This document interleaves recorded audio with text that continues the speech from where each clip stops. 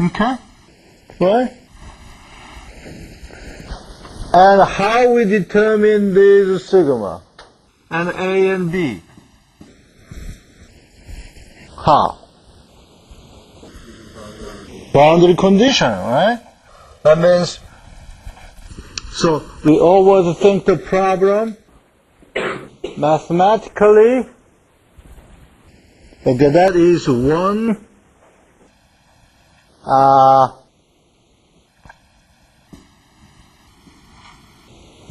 tool, okay? One tool, hammer.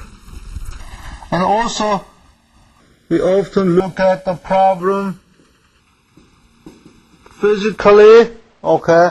That's the other tool. It might look like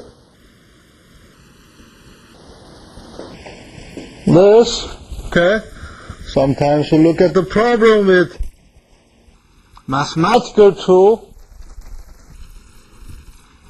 and then we look at the problem using physical tool, and then what other tool we use? Philosophy.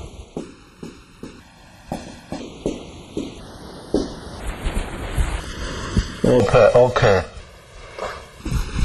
What kind of picture you would like to have? Maybe philosophy.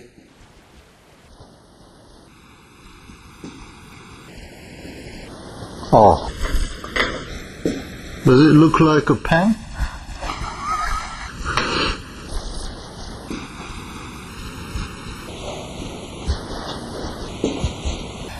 Brush. That is better, easier for me to draw. Brush.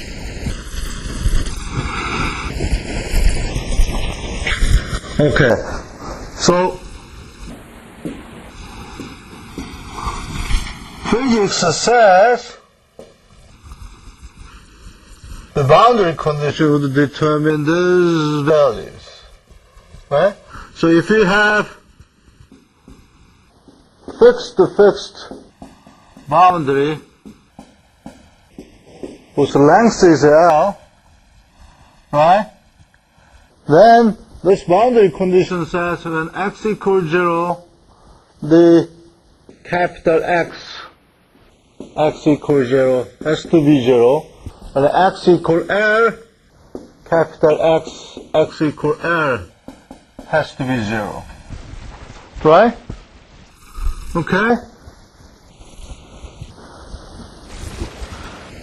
What are you thinking?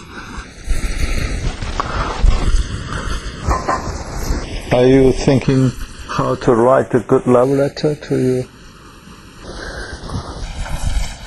Mathematically, physically, philosophically, using 3 tools? That's not a bad idea. Maybe you write on the governing law of making girlfriend, okay? What is it? Conservation of love? Yeah, that makes sense, because that really makes sense. If you have a lot of girlfriends when you are young, that means if the conservation of love holds, then you will have a less relationship with your wife when you get old, right?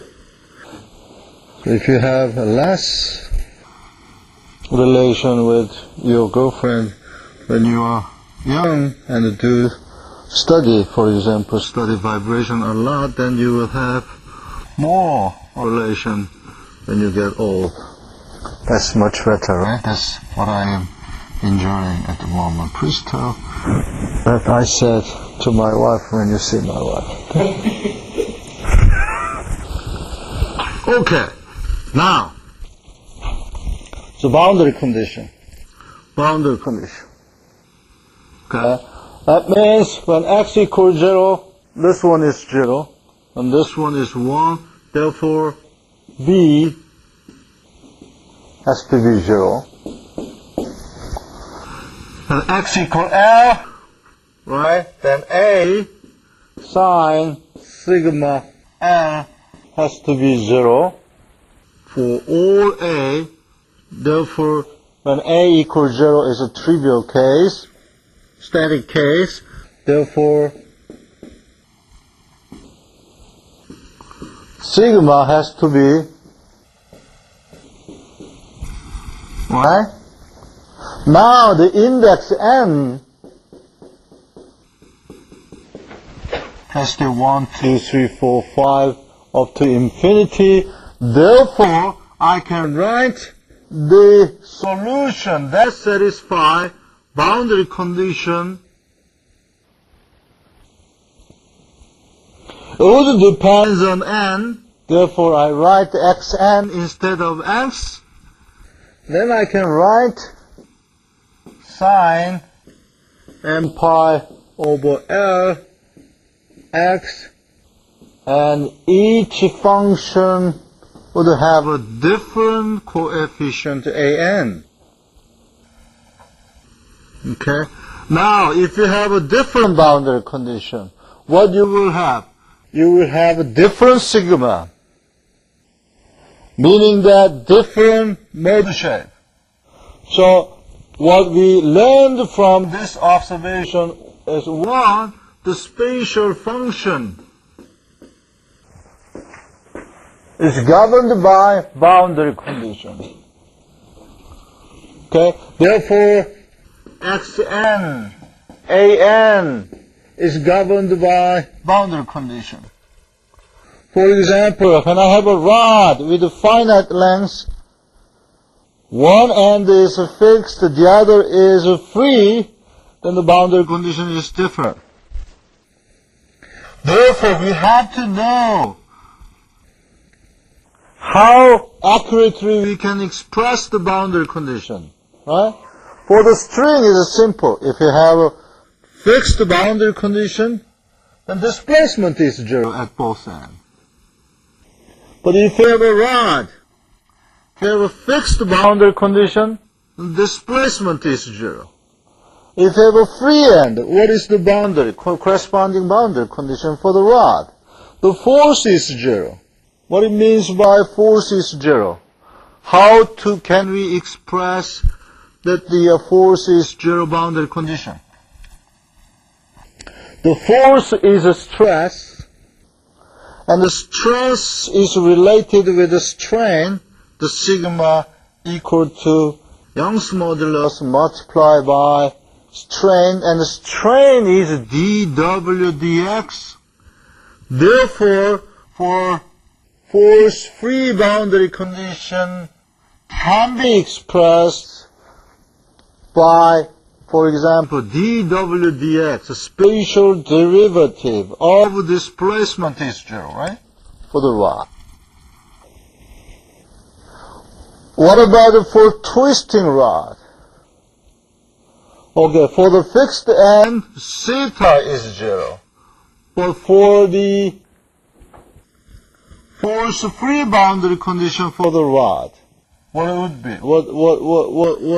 How can we express that? Again, the force acting at the end of a twisting rod is 0, therefore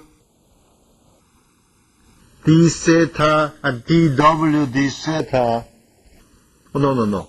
d theta dx has to be 0. There are many kinds of boundary conditions possible. Okay? Now, this is a sigma.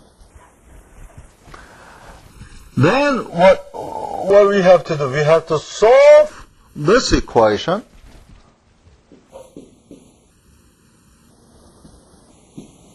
The time rate of change with respect, rate of change of time with respect,